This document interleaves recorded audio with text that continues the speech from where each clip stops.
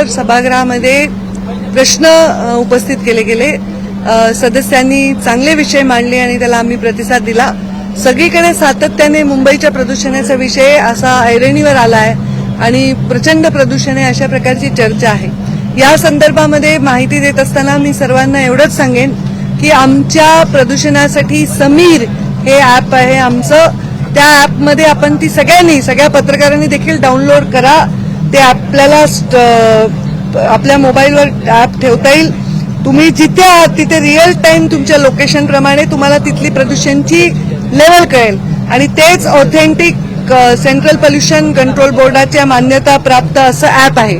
बाकी कोणत्याही रिडिंग ज्या आहेत त्या कोणत्याही पुराव्यानिशी लोक सांगतात 600 झालं 500 झालं, तर असं कधीही मुंबईमध्ये झालेलं नाही. मुंबईमध्ये निश्चितच हिवाळ्यानंतर म्हणजे दिवाळीनंतर ते फेब्रुवारीपर्यंत थोडं प्रदूषण आपल्याला जास्त जाणवतं.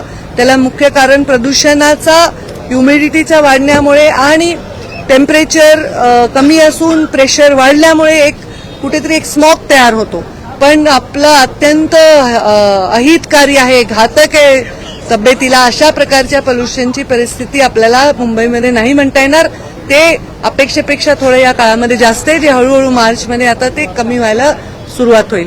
प्रचंड मोठं इन्फ्रास्ट्रक्चरची ग्रोथ होत आहे, भरपूर कन्स्ट्रक्शन होत आहे आणि अशावेळी वेळोवेळी नियमांची पायमल्ली होऊ नये यासाठी आम्ही जागरूक आहोत. मागच्या वर्षीचा या काळामध्ये जे पोल्युशन होतं त्यापेक्षा आता आपलं पोल्युशन कमी आहे. निश्चितच ॲब्सोल्युटली पोल्युशन आपल्याला कंट्रोलमध्ये आणण्यासाठी सर्वांना मिळून काम करावं लागेल. तर त्याच्याबद्दल विधानसभेमध्ये चांगली सकारात्मक चर्चा झाली. याच्यामध्ये जर पाहायला गेलं तर मुंबईत ज्या पद्धतीनं इमारतींची कामं असतील किंवा रस्त्यांची कामं असतील ही एक साथ सुरू केलेली, त्याचा कुठेतरी अधिक परिणाम आहे का? कारण खूप दिवस काही कमिटीज फॉर्मेशनमुळे काही न्यायालयीन प्रक्रियेमुळे बरेच दिवस कामं प्रलंबित होते परवानगी देणं. त्यामुळे ते एका वेळी सुरू झाले.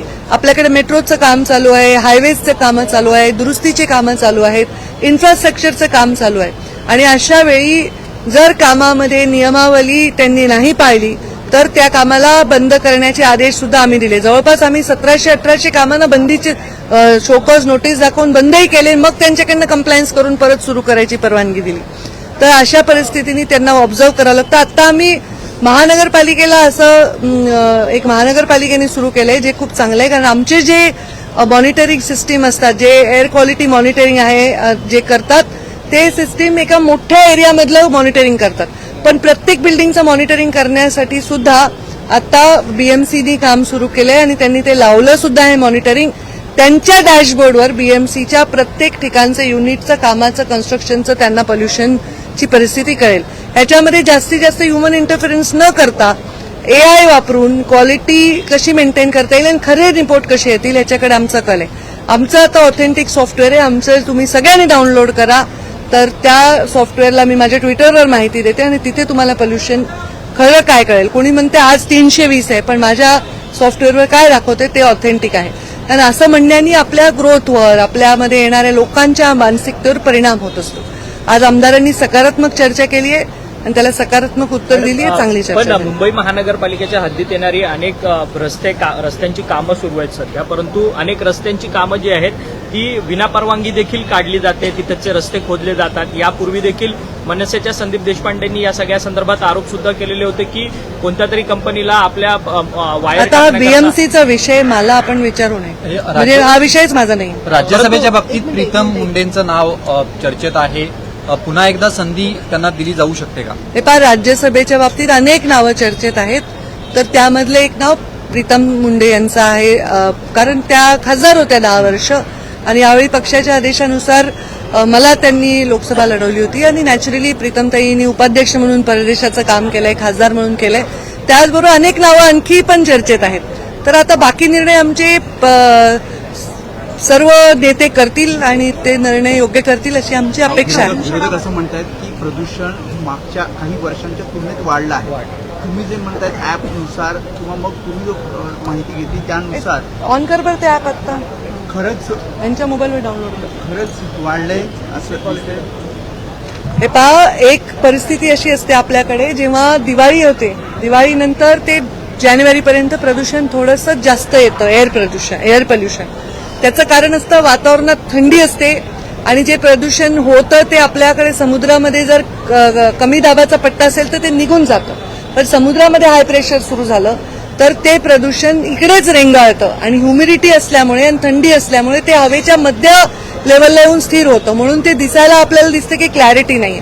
पण जर तुम्ही मेजर केलं तर ते काही म्हणजे माणसाला हानिकारक या कॅटेगरीत जात नाही बऱ्याच अंशी. काही काही एरियामध्ये जातं, पण मी नाही म्हणणार नाही, कारण प्रदूषण हा विषय असा नाही की आपण जादूची कांडी फिरवली आणि कमी होईल. ते सगळ्यांनी मिळून करायचा विषय आहे आणि वेगवेगळ्या जसं ट्रान्सपोर्टेशन आहे, कन्स्ट्रक्शन आहे, इन्फ्रास्ट्रक्चर आहे, या सगळ्या वॉटर पोल्युशन आहे, ह्या सगळ्या गोष्टींना वेगवेगळ्या पद्धतीने हाताळायचं आणि त्याच्यामध्ये आम्ही फक्त विसल ब्लोअरचं काम करतो, बाकी कामं हे लोकल बॉडीज करतात. जसं बीएमसी आहे, अर्बन डेव्हलपमेंट आहे, रुरल डेव्हलपमेंट आहे, परिवहन आहे, असं हे सगळ्यांनी मिळून करायचा विषय. ताई, मुंबईतलं प्रदूषण पाहता आदित्य ठाकरेंनी पालिकेचे जे आयुक्त आहेत त्यांच्याकडे पण एक मागणी केलेली आहे की हे प्रदूषण वाढत असल्यामुळे जे तत्काळ जी कामं सुरू आहेत त्यांना स्थगिती देण्यात यावी. आम्ही अनेक कामांना स्थगिती दिली आहे. ज्यांनी कामाची नियमावली नाही पाळली, म्हणजे प्रदूषण का होतं, कामं होतात म्हणून नाही होत, तर कामाला नियम नाही पाळत. एकदा मी स्वतःच कोस्टल हायवेला नोटीस देऊन बंद पाडलं होतं, कारण त्यांचं उघड्यावर होतं ते सिमेंट आणि ते उडत होतं, तर त्यांनी त्याच्यावर वॉटर स्प्रे केला पाहिजे, कव्हर केलं पाहिजे, हे सगळं अपेक्षित आहे. त्यामुळे आपण जिथे नियमाची पायमल्ली होते तिथे आपण नोटीस देऊन काम बंद पाडतो. ते नियमाचं कंपायलेशन करून ते नियम करायला सुरुवात केली की आम्ही त्यांना परवानगी देतो. That simple. सवाल है कि मुंबई की एयर क्वालिटी को लेकर सभी खासकर जो एमएलए है वो चिंता जाहिर कर रहे हैं, लेकिन हम मुंबई ही नहीं एमएमआर रीजन की भी बात करें तो वहाँ पे भी काफी कंस्ट्रक्शन बड़े पैमाने पे शुरू है. ऐसे में कितनों को आपने कभी शो कॉज नोटिस भेजा है, अप्लाई किया नहीं किया, और क्या कर रहा है डिपार्टमेंट सारे? देखिए, डिपार्टमेंट हमारा विसल ब्लोअर का काम करता है. हम लोग पोल्यूशन हो तो उसका काम शो कॉज नोटिस भेजते हैं, उनको पनिश करते हैं या उनको हम दंड देते हैं. पर इसमें सिर्फ हम नहीं करते, इसमें बीएमसी है, इसमें अलग अलग विभागों के भी विषय आते हैं. पर जहाँ कंस्ट्रक्शन की बात है वहाँ हम लोग नोटिस देते हैं. अगर वो पोल्यूशन के नियम, जो पोल्यूशन ना हो इसलिए जो नियम है वो नियम नहीं करेंगे उसका उल्लंघन, तो हम उन्हें नोटिस देते हैं.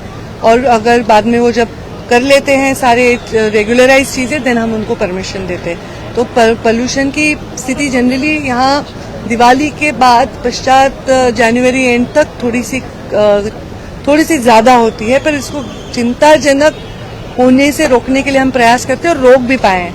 जो कह रहे कि 600 था पोल्यूशन, 300 था, 350 था, ये ऑथेंटिक फिगर्स नहीं है हमारे. आज आप सबको मैं आह्वान करती हूँ कि आप हमारा समीर ये ऐप डाउनलोड करें, तो आप जहाँ खड़े वहाँ का पोल्यूशन आपको अभी पता चलेगा और वही ऑथेंटिक पोल्यूशन का हमारा मेजरमेंट है. क्या मान सकते हैं कि मुंबई या एमएमआर रीजन की अगर बाय एंड लार्ज कहें तो एयर क्वालिटी जो होनी चाहिए एक सफिशिएंट आदमी को ब्रीथिंग के लिए, देखिए 50 के नीचे होनी चाहिए, जो कहीं भी नहीं है.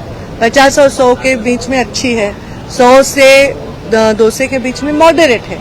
तो हम मॉडरेट को बहुत बार क्रॉस नहीं करते हैं, इसलिए जो भी आपको बताए जाते हैं आंकड़े या यूट्यूब चैनल्स पे और कोई न्यूज चैनल्स पे, तो वो आंकड़ों के लिए ही मैं कह रही हूँ कि हम समीर ऐप का आंकड़ों को ही हम उसमें देखे. कोई इंटरनेशनल बोलते हैं कि ऐसा है वैसा है, तो वो सत्य नहीं है. ये हमारा सॉफ्टवेयर है, ये हमारे सही आंकड़े. ऐसे इंफ्रास्ट्रक्चर में जो काम चल रहे हैं या बिल्डिंग प्रोजेक्ट चल रहे हैं उसमें सबसे ज्यादा पोल्यूशन या डस्ट जो होती है वो बहुत बड़ा चिंता का विषय है. चिंता का विषय. आपने कार्रवाई की? देखिए, जब कोई इंडस्ट्री आती है तो रोजगार आता है, वहाँ की आर्थिक ताकत बढ़ती है और पोल्यूशन का विषय भी साथ में आता है. वैसे कोई बिल्डिंग्स बन रही हैं तो कोई बिल्डिंग सिर्फ अभी ये जो पोल्यूशन का विषय उठा वो तो सरकारी बिल्डिंग बन रही है, तो बिल्डिंग बन रही है तो इंफ्रास्ट्रक्चर डेवलप हो रहा है, तो इसको तो हम रोक नहीं सकते. पर उसमें अगर वो नियमों से करे तो हम पोल्यूशन को बहुत हद तक रोक सकते हैं और हम इस बार बहुत अच्छे से रोक रहे हैं. पिछले साल से इस महीने में हम इसको अच्छे तरह से रोक पाए हैं. आंकड़ों से मैं बता सकती हूँ. अगर बात करें कितनों का आपने शो कॉज नोटिस भेजा और स्टॉप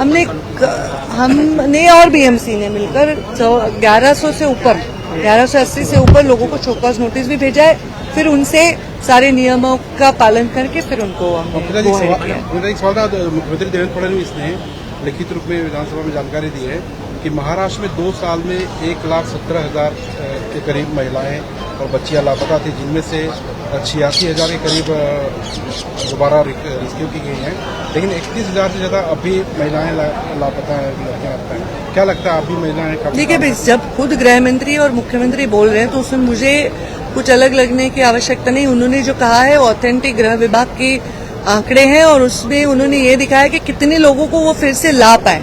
तो मैं उसको देखती हूँ कि वो जो रेट है वो सक्सेस है और उसके बारे में पुलिस अच्छे से कार्रवाई करके बच गए हुए लोगों को भी लाएं। लापता का अर्थ कोई अपने विष से गए हुए हैं, कोई खोए हुए हैं, कोई और नहीं मिल रहे, उसके अलग अलग सबके कारण हैं। तो इसमें मुझे लगता है मुख्यमंत्री जी ने जो कहा है उसके ऊपर मुझे कुछ अलग से कहने की आवश्यकता राजनीति है। करता नजर आ रहा है कि महिलाएं मिसिंग हैं और उसको रिकवरी नहीं हो पाती, उनको ढूंढा नहीं जाता। लॉ एंड ऑर्डर बहुत बड़ा विषय महिलाओं के बारे में। देखिए, विपक्ष अपना विषय रखता है और उसको बहुत अच्छे से आंकड़ों के साथ हमारे मुख्यमंत्री जवाब दे रहे हैं। तो हर चीज में एक मुद्दा रखना उनका हक है और उस मुद्दे को सही करना हमारा कर्तव्य है, तो हम अच्छे से कर रहे हैं। मॅडम एक प्रश्न, लोकटेमध्ये इथलीची प्रदूषणकारी कंपनी येणार म्हणून ते लोक आंदोलन करत आहेत, तर त्याच्यावरती राज्य सरकार काही करणार कारण ती कंपनीच्या विरुद्ध आंदोलनासह बसलेत, उपोषणाला सुद्धा बसलेत तिकडच्या ग्रामस्थ मंडळी.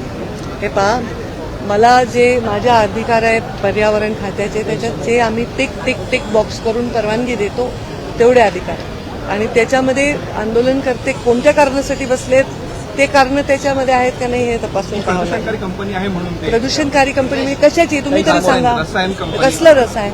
ती इटलीमध्ये जे घातक रसायन बनवून जाणार होतं हे त्याच्यामुळे असंच होतं ना, मग ते आपल्याकडे माहिती नसते पुरेशी, मग आपण म्हणतो एक प्रदूषणकारी कंपनी. अशी कुठली कंपनी नसते जी प्रदूषणकारी नावाची असते. ती रासायनिक बनवत असेल तर ती रासायनिक बनवण्याच्या नॉर्म्समध्ये असते. जर प्रदूषण करणारी कंपनी असेल तर ते रेड झोनमध्ये जातं. तिथे कोणत्या सिव्हिलाइज्ड अशा एरियामध्ये त्यांना परवानगी दिली जात नाही. तरी मी तपासते, कारण तुम्ही स्पेसिफिक विचारले त्याची आत्ता माझ्याकडे माहिती नाही. ताई, मुंबई पाठोपाठ पुण्यात देखील मोठ्या प्रमाणात वायू प्रदूषण होतंय. पुण्यात देखील हवेमध्ये मोठ्या प्रमाणात हे पहा, आपल्याकडे डिफॉरेस्टेशनमुळे, झाडी कमी झाल्यामुळे, आपल्याकडे अर्बनायझेशनमुळे हे विषय आपल्यासाठी आयुष्यामध्ये येणारे विषय आलेले आहेत. हे चॅलेंजिंग विषय, आणि ह्याला कमी करायचं असेल तर कार्बन कमी केलं पाहिजे, झाडी वाढवली पाहिजे. धुराळा कमी करण्यासाठी नगरपालिकांनी वेगवेगळे प्रयोजन केले पाहिजे, आणि हे सगळे लोकल बॉडीजनी करण्याचे विषय आहेत. नाही केले तर आम्ही नोटीस देतो. तज्ञ लोक काही